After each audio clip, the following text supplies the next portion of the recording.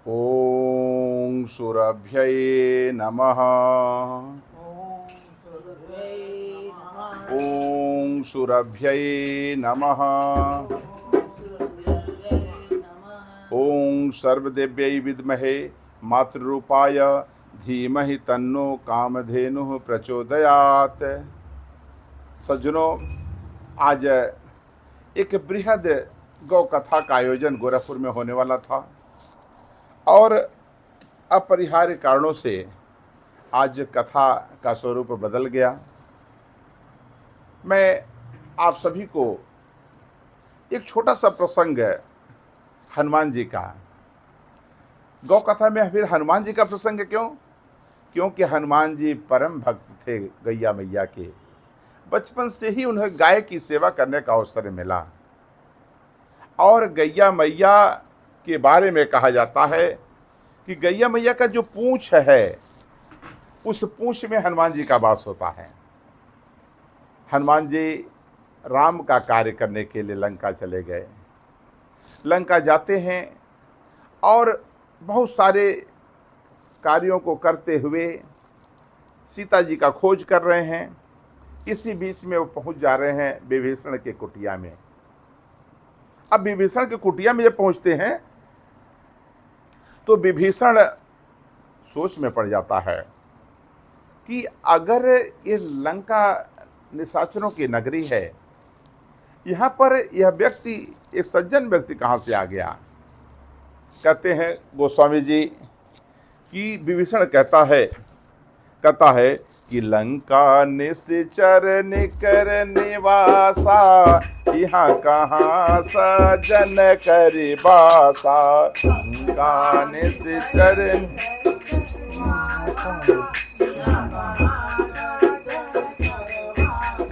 मन महुतर के करें कपिलागा, तेहि समय विभीषण जागा।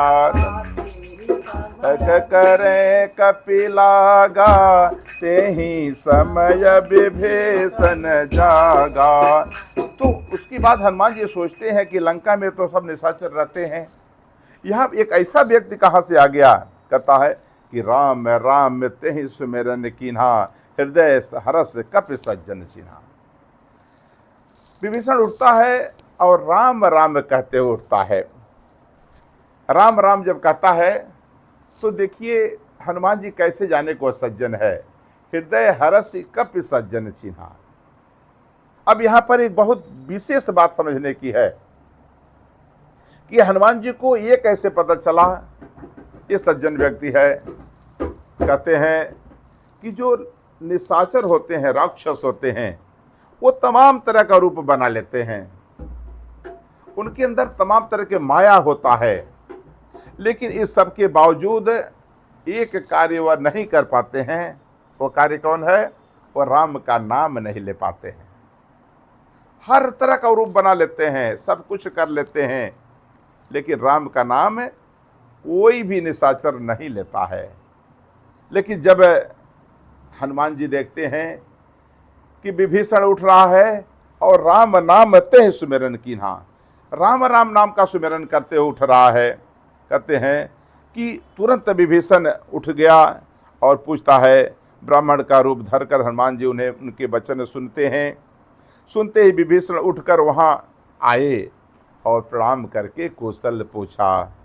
हे ब्राह्मण देव, आपकी कथा समझा कर कहिए, अपनी कथा समझा कर कहिए। कहते हैं, विभीषण कहता है कि तुम हरिदासन मह कोई, कि तुम हरिदासन मह कोई, मोरे हृदय प्रीति अति होई, प्रीति अति। कहते हैं ये भैया ये बताओ हे ब्राह्मण देवता कि कहीं तुम भगवान के दास तो नहीं हो? हनुमान जी कहते हैं नहीं विभीषण जी, मैं दास नहीं हूँ। कहते फिर कौन हो? कह रहे मैं दासानुदास हूँ, मैं दासों का दास हूँ। यानी अगर कोई प्रभु का सेवा करता है, प्रभु की भक्ति करता है, प्रभु के बारे में सोचता है, प्रभु का भजन करता है, तो उसका दास नहीं होते हनुमान जी, उसके दासों के दास हो जाते हैं। यानी हनुमान जी को अपना बनाना हो तो क्या करना चाहिए? हमें प्रभु का भजन करना चाहिए, प्रभु का ध्यान करना चाहिए, प्रभु का सुमिरन करना चाहिए। जब हम प्रभु का सुमिरन करते हैं तो हनुमान क्या हो जाते हैं? दासों के दास हो जाते हैं। कहते हैं, उसके बाद कहते हैं कि तुम राम दीन अनुरागी। कहते क्या राम के अनुरागी हो क्या? अब अनुरागी किसे कहते हैं? कहते हैं कि कहते हैं मिलहि न रघुपति बिनु अनुरागा, लहि न रघुपति बिनु अनुराग। कहते हैं बिना अनुराग के रघुपति नहीं मिलते। फिर कहते हैं रघुपति कैसे मिलते? कहते हैं किए जोग जप जग विरागा, किए जोग जप जग। कहते जोग करिए, जप करिए, यज्ञ करिए, यहाँ तक कि वैराग्य धारण कर लीजिए, तभी प्रभु आपको नहीं मिलते। फिर कहते हैं प्रभु कैसे मिलते हैं? कहते हैं प्रभु अनुराग से मिलते हैं। अब अनुराग से मिलते इसीलिए विभीषण कहता है कि हे हनुमान कि तुम राम दीन अनुरागी। क्या तुम राम के अनुरागी हो क्या? कहते हैं आयहु मोहि करन बड़ भागी। कहते हे हनुमान मैं तो अभागा हूं, अब क्या आप हमें बड़भागी बनाने के लिए आए हैं क्या? कहते हैं हे हनुमान मैं तो प्रभु का सेवक हूं, दिन रात प्रभु का सेवा करता हूं। कहते हैं कि सुनहु पवन सुत रहनी हमारी, सुनहु पवन सुत जिम्मे दस नन्ही महो जीभ बेचारी, नन्ही महो जीभ बेचारी। कहते हैं हे हनुमान मैं कैसे रहता हूँ लंका में आप जान लो। कहते जैसे दांतों के बीच में जीभ रहती है ऐसे ही इन निशाचरों के बीच में है हनुमान मैं रहता हूँ। ये मेरी स्थिति है इस समय। इसलिए हनुमान जी कहते हैं कि आज ये हनुमान हमें बताओ कि करुहु कृपा भानुकुल नाथा। कहते हैं मुझ अनाथ जानकर रामचंद्र जी क्या मुझ पर भी कृपा करेंगे? कौन कहता है? विभीषण कहता है हनुमान से कि हे विभीषण। विभीषण कहता है हनुमान से हनुमान आप पर तो कृपा हो गई, मेरे ऊपर भी कभी कृपा हो गई कि नहीं होगी? कहते हैं कि अब मोहि भाव भरोसा हनुमंता। जो मैं पहले कहा हूं जब संत मिलन हो जाए तेरी बाणी हरि गुण गाए, तब ये तू समझ लेना अब हरि से मिलन होगा। वही बात अब विभीषण कर रहा हनुमान से। कहते हैं कि अब मोहि भाव भरोसे हनुमंता, मोहि भाव भरोसे हनुमंता, बिनु हरि कृपा मिलै नहीं संता, बिनु हरि। कहते हैं हनुमान अब मुझे विश्वास हो गया है कि अब हमें प्रभु का दर्शन होगा ही। क्यों होगा? क्योंकि अब संत का मिलन हो गया है। हनुमान जी को क्या कहता है? संत का मिलन होगा है। कहते हैं कि हे हनुमान अब आप हमें बताएं मुझे क्या करना चाहिए। अब वहाँ हनुमान जी जिस बात को आज की कथा में, सूक्ष्म कथा में मैं जिस बात को, भाव को कहना चाहता हूँ, वह भाव विशेष रूप से आप सभी को जानना है, पूरे भारतवासियों को जानना है कि हनुमान जी वो कौन सा सूत्र बताते हैं हनुमान विभीषण को। हनुमान जी क्या कहते हैं विभीषण से? विभीषण से कहते हैं हे विभीषण तुम्हारी जो लंका है, इस लंका में गैया मैया बहुत दुखी हैं। क्योंकि रावण का क्या सोच है?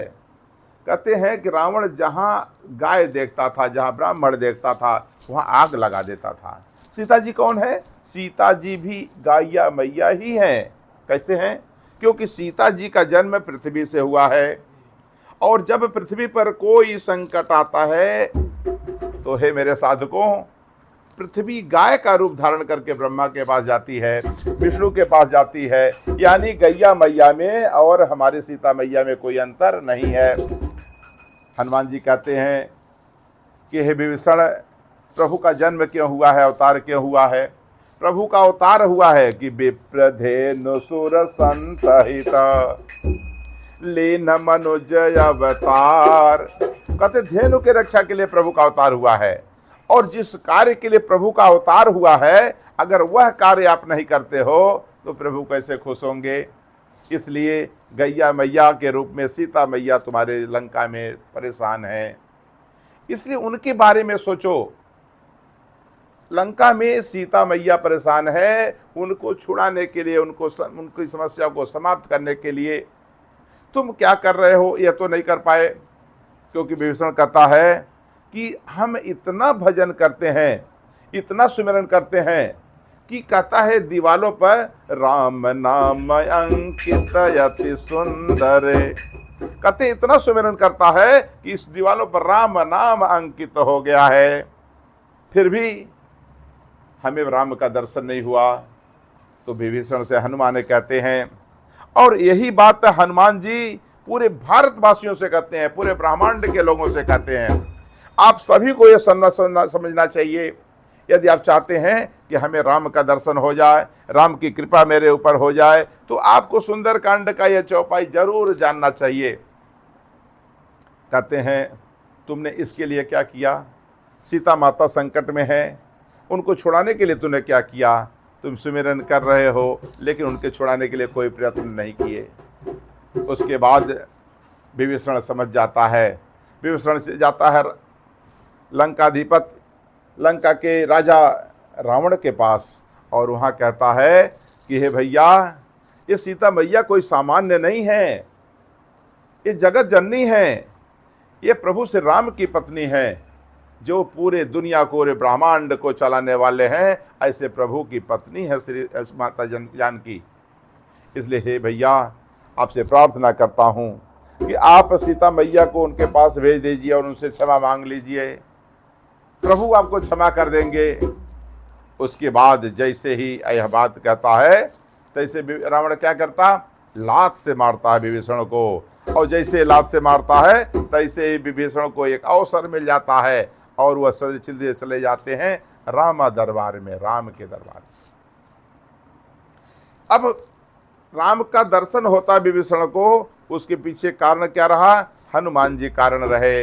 हनुमान जी का निवास कहाँ है, गैया मैया के पूंछ में हनुमान का निवास है। इसलिए आपको अगर हनुमान जी की पूजा करना है, हनुमान जी का अगर आशीर्वाद लेना है, तो आप गैया मैया का आशीर्वाद लीजिए। भारत में गैया मैया संकट में है, भारत में गाय का खून बह रहा है। अगर भारत में गाय का खून बहता रहा, गाय के पूंछ काटते रहे, तो हनुमान की कृपा कभी आप पर नहीं होने वाली है। इसलिए हनुमान की कृपा प्राप्त करना है तो गैया मैया का आशीर्वाद लीजिए। अगर गैया मैया की रक्षा के लिए अगर आपका जान चला जाए, हम लोग अपना जीवन बर्बाद कर दें, जीवन समाप्त कर दें, तो बहुत छोटा सौदा है। मेरे गौ माता की रक्षा के लिए हम सबको अपना जीवन त्याग देना चाहिए। लेकिन भारत में अगर गाय की हत्या हो रही है और हम लोग कहते हैं हम सनातनी हैं, तो हम सीधे झूठ बोलते हैं। हम सनातनी हो ही नहीं सकते। मेरी माँ संकट में है और हम लोग पूजा करते हैं, इसलिए हनुमान की पूजा करना है तो गैया मैया के पूंछ का पूजा करना पड़ेगा। और जब हनुमान जी हमारे पर खुश हो जाएंगे, तो हनुमान जी जो कृपा विभीषण पर करते हैं, वही कृपा हमारे ऊपर हो जाएगी, और तब प्रभु का सानिध्य प्राप्त हो जाएगा। इसलिए आइए हम ये सब मिलकर के अब हम सभी हनुमान जी का यह बात का स्मरण करें, जब गाय नहीं होगी तो गोपाल नहीं होंगे।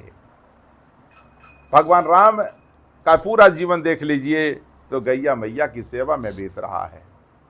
जब भगवान राम को गाय की सेवा करने जाते थे तो उनके नौकर पकड़ लेते थे, अरे महाराज क्या कर रहे हैं, हम करेंगे सेवा, आप मत करिए।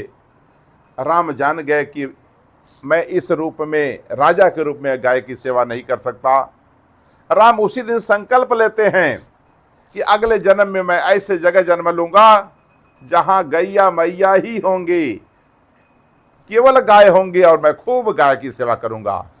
हनुमान जी का पूरा कथा सुनिए तो राम का दूसरा जन्म भगवान कृष्ण के रूप में होता है, और जीवन भर भगवान कृष्ण गैया मैया की सेवा करते हैं। हम भारतवासियों को बताते हैं वह है कि देखो, अपना जीवन अगर सुख में बनाना है तो गैया मैया के शरण में चले जाइए।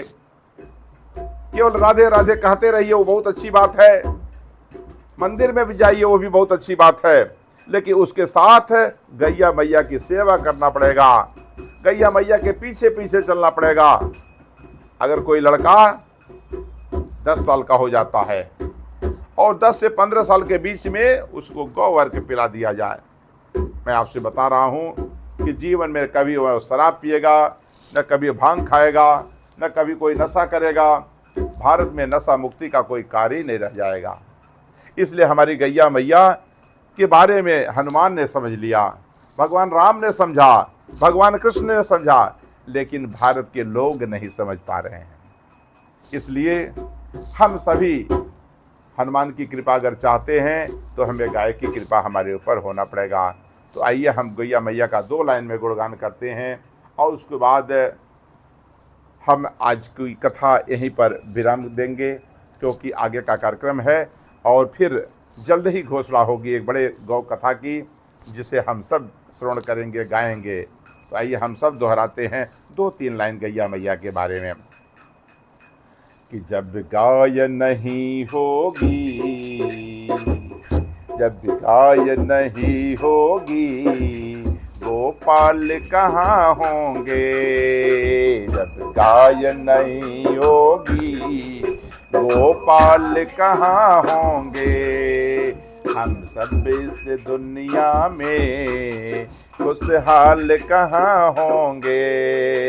हम सब इस दुनिया में खुशहाल कहाँ होंगे। गौ माता की महिमा क्या तुमको बतलाऊं। गौ माता की महिमा क्या तुमको बतलाऊं। गैया मैया की क्या महिमा है, उसका वर्णन इस व्यासपीठ से नहीं किया जा सकता। किसी व्यक्ति के अंदर क्षमता नहीं है कि उसका वर्णन कर सके, और यह भी क्षमता नहीं है कि उसके बारे में हम लिख सकें। हमारे किसी अच्छे संत ने लिखा कि गौ माता की महिमा क्या तुमको बतलाऊं।